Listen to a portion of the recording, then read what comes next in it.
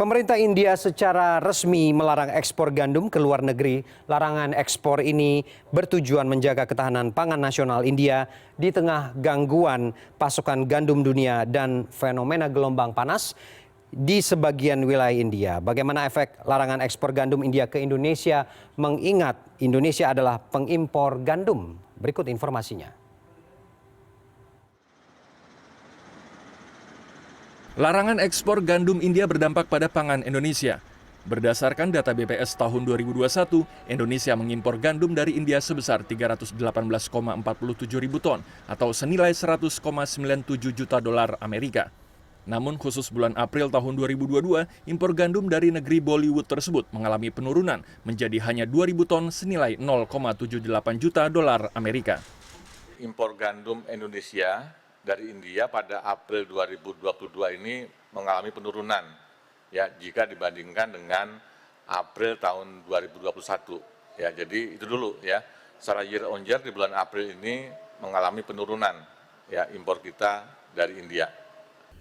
Menteri Perdagangan Muhammad Lutfi menjelaskan Indonesia mengimpor dari India sebesar sepertiga kebutuhan gandum nasional. Alasan larangan ekspor gandum India untuk menjaga ketahanan pangan dalam negeri cukup dimengerti oleh Indonesia karena mirip dengan larangan ekspor minyak goreng Indonesia.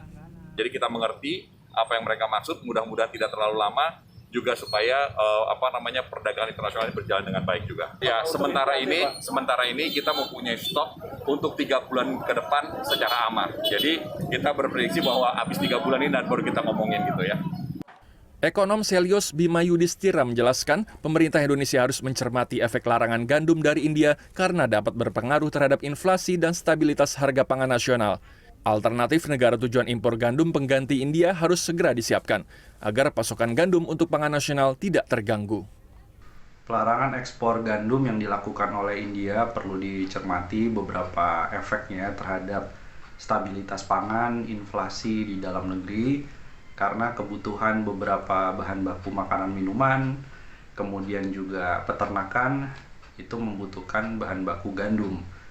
Meskipun ya sebagian besar mengimpor gandum Indonesia itu dari Australia, Amerika Serikat, bahkan kemudian sebagian dari Tiongkok, tetapi peran India ini sangat penting karena membuat harga gandum di pasar internasional meningkat lebih dari 58% dalam 1 tahun terakhir. Berdasarkan data Asosiasi Produsen Tepung Terigu Indonesia atau APTINDO, kebutuhan industri terhadap gandum tahun 2021 mencapai 8,93 juta metrik ton. Angka tersebut tumbuh 4,6% dari tahun 2020 sebesar 8,60 juta metrik ton.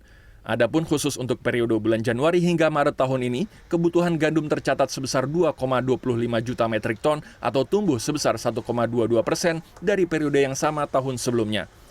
Mie instan, bahan roti, dan kue serta pakan ternak menjadi produk gandum populer di Indonesia. Agung Happy, Maranatha, Jakarta.